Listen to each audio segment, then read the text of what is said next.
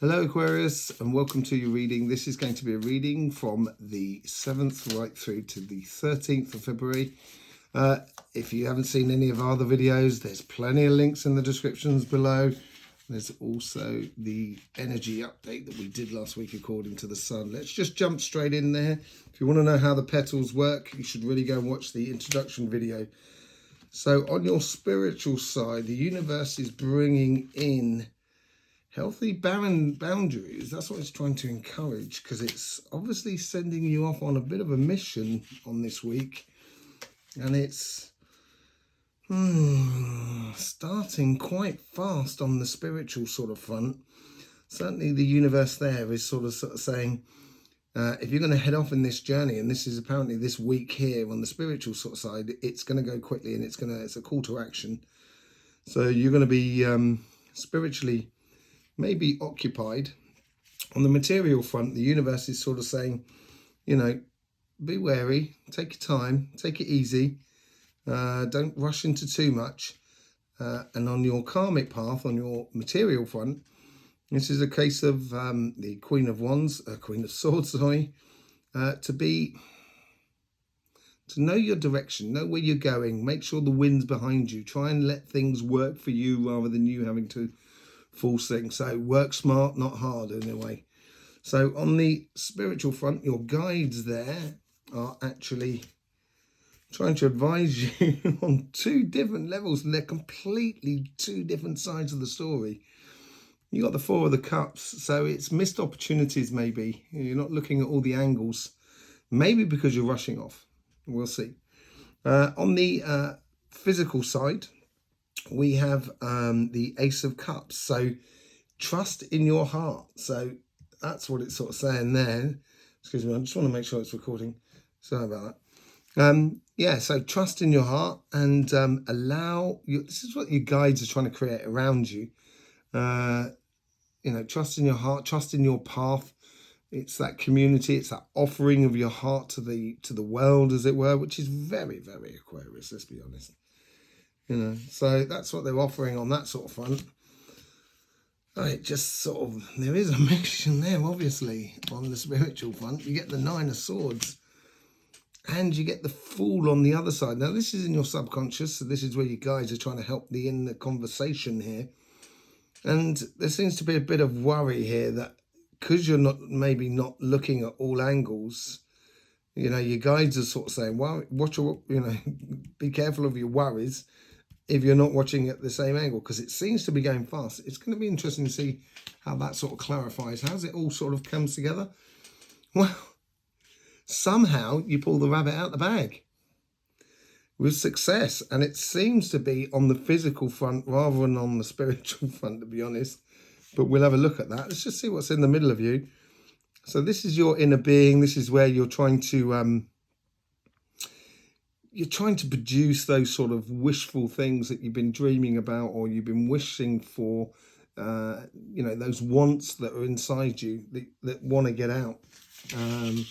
So overall, those boundaries there should be triggered by your emotions in a way on your karmic path. If it doesn't sit right with you, then therefore it's maybe not a good thing to have in your life. But you've got to be wary of how your guides are sort of trying to advise you here, sort of trying to stop you from getting too emotionally involved in it, so you don't lose track maybe of too many different sort of directions. So it's maybe quite a good card there, really, thinking about it. And this is on this card here, the Nine of Swords. If you're not concentrating on the road, you're liable to have an accident, right? Okay. So if you are not concentrated on your spirit, you're liable to actually have complications with the world around you. So this is what the guys are sort of saying here. I think it's sort of saying, concentrate on this sort of side. Don't worry too much about your spirit. Try not to get into emotional brawling and emotional entanglement. And if you don't, then success will be in your sort of way. On the physical sort of side, you've got goals to make, apparently. the majority of you. There's some people that could be, you know, I want to move house and stuff like that. I want to move area, but it's mainly to do with, on the material front, it's mainly to do with projects, businesses, jobs, and it's pushing for that next level, keeping your eye on taking, you know, going forward, getting that step forward, getting that step up within your projects, within your business, and in order to do that, you've got to remain focused on the goal. A little bit like a 100-meter runner. It's not the same as marathon running. That's true.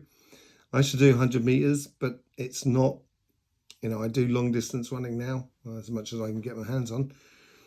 And it's not the same sort of thing. This is much more sort of, you know, a sharp mental rather than a long-term mental. So this is a way of a week of saying to yourself, okay, these are the goals I've set for the week. And if you've set goals for the week, this is probably how you should set yourself up. And the universe is sort of saying on this Four of Pentacles, don't spend it all at once. Don't blow it. This is what this end goal thing is all about. It's a gradual sort of thing. Invest wisely. Make sure you've got enough for yourself. If you do that, then obviously your guides here are sort of saying you can actually give a lot more without feeling like you're taking advantage of or you're losing anything. In fact, it's be a little bit like investment. And that may, by the end of the week, producer kind of going, what the hell? Let's just do that. Let's just do it. I'm not going to wait anymore. Let's just do it. But let's just do it because that's going to take me to the end goal. That's what it seems to be sort of saying. And if you do that, if you have that focalized sort of thing, you're going to get the 6 of Wands. You're going to get absolutely, you're going to have good success this week. If you keep your eye on the ball, it seems to be a physical side of the world at the moment, you know, and that's that mutable water and fire that's been coming through you there. So it's mainly going to play on this sort of card of taking that bit of a leap of faith. You have your dreams, you have wishes, and, you know, apparently the universe is going to get you some wishes. You know, if you put it out there, it's a good time to put out some wishes. You may not see them till next week, or maybe even more than that. It depends what the size of the wish is, I guess. I'm not talking about wishing to win the lottery and something like that. That's not what it's all about. It's wishing something that's connected with your karmic path. So there's something brewing up on the spiritual sort of side, on the emotional sort of side. And, you know, if you do get yourselves in conflict, it could be a little bit difficult. Okay? So I would steer away from that if I was you, and concentrate on your physical side of life, on your material side of life. It'll be a good thing for you guys. Yeah. So we're just going to do a bit of clarification here, just sort of see what's happening between these three here.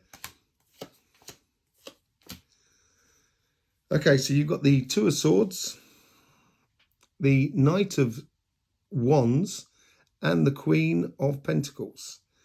So between these three cards here, there's obviously choices to be made, you know, and missing the good opportunity. So let your emotions sort of talk to you more from the universe, setting those boundaries, and that'll help thin out those choices. But don't be afraid to look at everything. Yeah. And if you do look at every aspect of it, you're going to get the Queen of Wands, which is Queen of Pentacles, which is going to take you on nicely. So, you know, that sort of, let's see what goes up. And then we got the 6. We got the 6 of Wands again. So it's leading you to success. If you set yourself up like this, it's leading you to success. And the Devil. So the Devil can sometimes be a really bad card, can sometimes be a really good card, like every single card. Yeah. The Devil is the light bearer. He brings the light so you can see your path. But, you know, he'll also, you know, sometimes his light may distract you and you may end up following the light. I wouldn't follow the light if I was you. Just allow the light to guide you. So this what could be the 9 of Swords all about, kind of sort of that worry about sort of, am I on the right path? Am I going the right way? And I think, you know, it's much more to do with your good selves than to do with anybody else. I've got my cards all in a fluster there. It all came out there. I think this is more to do with you than relationship. And I think that Four of Cups and that Nine of Swords is also to do with you. Maybe you're just being a little bit harsh on yourself. And, you know, there's a call to action, certainly within your spirit. But it's got to be clear. It's got to be productive, that spirit. Okay, let's just do the material side of life. There we go. We get that card again. And that Ace of Cups, who did come out earlier on with the Queen of Wands as well. So you've got the Queen of Wands, you've got the Queen of Cups, you've got the Queen of Pentacles. You've got everything going for you. And this is what it's sort of confirming here. If you stay focused on the goal, and that is the goal. That is your goal, Aquarius, your wishes. It seems to be that your guides and the universe are clubbing together to actually get you there. So, you know, if you do that, emotionally, you'll be as stable as anything and you'll have enough passion and drive. She's focusing on that. She's focusing on that one candle. She's focusing on that single goal that I was saying about. You know, it's like the star card. She's focusing on that one star and she's got a tie to it. So keep your focus, Aquarius, this week. Don't get distracted on spiritual things that you could tear shreds off yourself, you know. Temperance. So there's a little bit of patience here. But I think that patience between the Ace of Cups. So, you know, it's difficult to say what we actually love and what we don't love. And sometimes you try something and it doesn't work. So a bit of patience. But once you feel at ease with it, I think that's what they're trying to say. Once you feel at ease with this start here, this karmic path of this position or this path that you're leading this week, you'll be able to make that leap of faith and it should lead you to utter victories. What a card to finish with. Well, the Eight of Swords. It comes back to this side a little bit of sort of not really seeing all opportunities or not seeing things as they are. And you might feel a little bit trapped. That's if you don't take that leap of faith, I think. I think these cards here are saying, if you're not willing to follow your heart this week, the opportunity will come up again, but wait. You'll have to wait around for the next week. And if you have to wait around for the next week, therefore you can't take that leap of faith, I'm going to have to clarify that one there. But we'll clarify going right through it here.